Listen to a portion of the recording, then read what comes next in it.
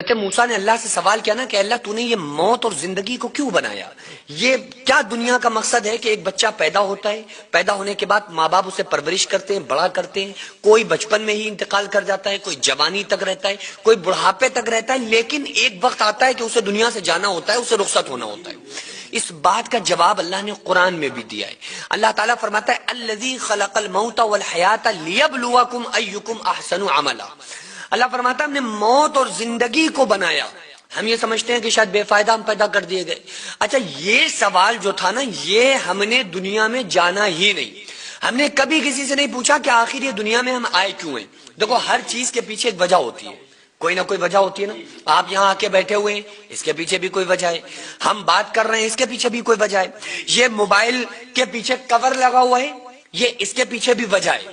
یہ لائٹنگ جل رہی ہے، کیوں جل رہی ہے؟ کیونکہ اندھیرا تھا، اندھیرے کو ختم کرنے کے لیے لائٹیں جلائی گئی۔ غرض کے دنیا کے ہر کام کے پیچھے کوئی نہ کوئی وجہ ہوتی ہے، لیکن دنیا کا جو سب سے بڑا کام تھا وہ یہ تھا کہ اللہ تو نے ہمیں پیدا کیوں کیا؟ صرف کمانے کھانے کے لیے، بڑے گھر بنوانے کے لیے، پھر مر جانے کے لیے؟ تو نے کیوں پیدا کیا؟ یہ سب سے امپورٹنٹ سوال تھا، لیکن افسوس یہ سوال کا جواب نہ والدین نے بتایا، نہ ٹیچر نے بتایا، نہ دوستوں نے بتایا، نہ رشتہ دار، کسی نے نہیں بتایا، لیکن جس نے پیدا کیا ہے نا اس نے بتایا۔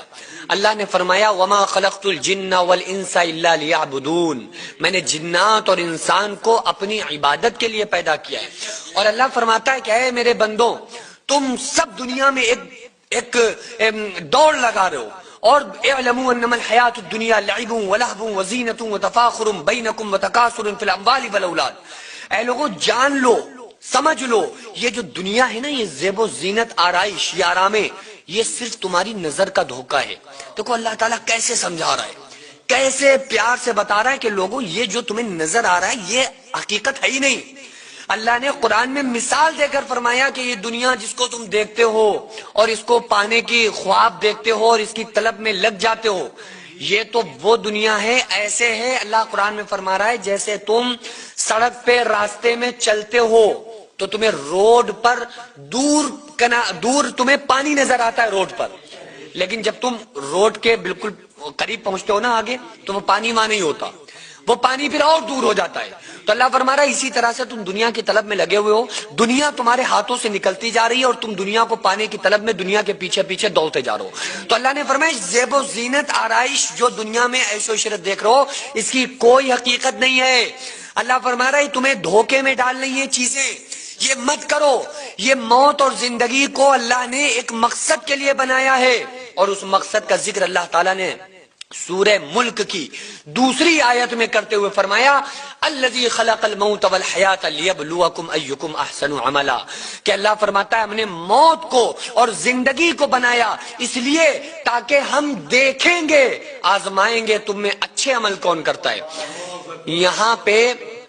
یہاں پہ زیادہ عمل کی ریکوائرمنٹ اللہ نے نہیں کی، یہ نہیں بتایا کہ ہم دیکھیں گے زیادہ کون کرتا ہے، نہیں، اللہ نے کہا ہم یہ دیکھیں گے اچھے عمل کون کرتا ہے۔ ہمارا تھوڑا عمل جو روز کیا جائے وہ اچھا ہے، کبھی کبھی کے بہت سے عملوں سے، تو تھوڑا عمل ہم روز کریں۔ یہ نہیں کہ ایک دن آ گئی شب برات تو پوری رات ہم نے عبادتیں کر لیں، شب قدر میں خوب روئے دھوئے پوری سال پھر چھٹی، یہ نہیں، روزانہ اللہ کو یاد کرنا، اللہ کا ذکر کرنا، یہ اللہ دیکھے گا کہ تم میں اچھے عمل کون کرتا ہے۔ اور اللہ تو فرما رہا ہے کہ اے میرے بندو، دنیا میں فکر مند کیوں ہوتے ہو، کیوں پریشان ہوتے ہو؟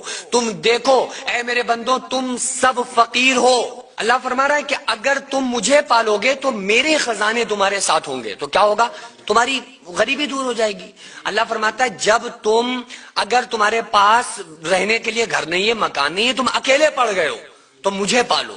اللہ فرماتا ہے جب تم مجھے پالو گے تو کیا ہوگا؟ میرے فرشتے ہیں وہ تمہارے ساتھی بن جائیں گے، تو میرے فرشتے تمہارے ساتھ، تمہارا اکیلا پن دور ہو جائے گا۔ اللہ فرماتا ہے غرض کے مجھے پالو، سب کچھ جو کچھ میرے پاس ہے وہ سب تمہارا، دنیا میں کسی چیز کی خواہش نہیں رہے گی۔ ہم نے کیا کیا؟ اللہ کے علاوہ پوری دنیا کے پانے کی فکر میں ہم لگ گئے۔ اچھا، جس کو ہم آسانی سے پا سکتے ہیں، اللہ کو پانے میں کوئی محنت کروائیں؟ اللہ کو پانے کے لیے کوئی ہمیں بڑے بڑے کاروبار کرنے کی ضرورت ہے؟ نہیں بھائی، ایک آنسو کی ضرورت ہے، ایک زندگی میں سجدہ کر کے دیکھو اللہ کے سامنے کہ اللہ میں آیا ہوں تجھے منانے کے لیے، صرف تیرے سامنے تجھے پانے کے لیے۔ لیکن نماز پڑھنے والا نماز پڑھ رہا ہے، وہ یہ سمجھ کے کہ بس اللہ کی طرف سے فرض ہے، لاؤ جلدی سے ادا کر لیں۔ نہیں، کبھی ایک سجدے کی ہمیں توفیق نہیں ہوتی کہ اللہ یہ سجدہ ہم صرف تجھے منانے کے لیے کر رہے ہیں۔ کیا ہے کبھی؟ نہیں کرتے ہیں ہم ایک روا روی سے ایک ہماری زندگی گزر رہی ہے، بس جدھر کو ہمارا رخ کر دیا گیا سب نے ایک بات بتائی ہوئی ہے، پیسہ پیسہ پیسہ پیسہ۔ پیسہ ہے تو سب کچھ ہے، پیسہ نہیں ہے تو کچھ بھی نہیں۔ ہم دیکھتے بھی اپنی آنکھوں سے یہی ہے کہ جو غریب ہیں ان کے بچیوں کی شادیاں نہیں ہو رہی ہیں، جو غریب ہیں ان کو کوئی سلام کا جواب نہیں دیتا ہے ٹھیک سے، اور امیروں کے پاس لوگ جا رہے ہیں، ان سے رشتے جوڑ رہے ہیں۔ تو یہ چیزیں ہم نے اس لیے ہمارے سامنے آ گئی کیونکہ دنیا نے ہمارے سامنے پیسے کو پروموٹ کیا۔ لیکن کبھی کسی بزرگ نے، اللہ والے نے پیسے کو کوئی ذرہ برابر بھی امپورٹنس دیے نہیں دیے۔ اللہ والوں نے تو دنیا کو چھوڑ دیا، ترک کر دیا۔ انہوں نے کیا کیا؟ اللہ کو پا لیا۔ جب انہوں نے اللہ کو پایا تو اللہ نے کیا کیا؟ اللہ فرماتا ہے کہ جب تم مجھے پالو گے تو میں پوری کائنات کو میں تمہارا غلام بنا دوں گا۔ پھر پوری کائنات غلامی میں آ جاتی ہے۔ اسے اللہ کو پاؤ، اللہ اسی کے لیے گلا کرتا ہے، یا ایھا الانسان، اے انسانوں۔ یہاں مومنوں کو نہیں کہا، یہ نہیں کہا گیا ایمان والوں نیکو، نہیں، اللہ فرما رہا ہے یا ایھا الانسان، اے انسانوں۔ جھوٹوں، سچوں، نیکوں، بروں، سب کو اللہ نے مخاطب کیا، یا ایھا الانسان، اے انسانوں، اے لوگوں، اے میرے بندوں، ما غرک بربک الکریم، تمہیں اپنے رب کریم کے بارے میں کس نے دھوکے میں ڈال دیا؟ اللہ سے دور ہو گئے، اللہ کو چھوڑ دیا۔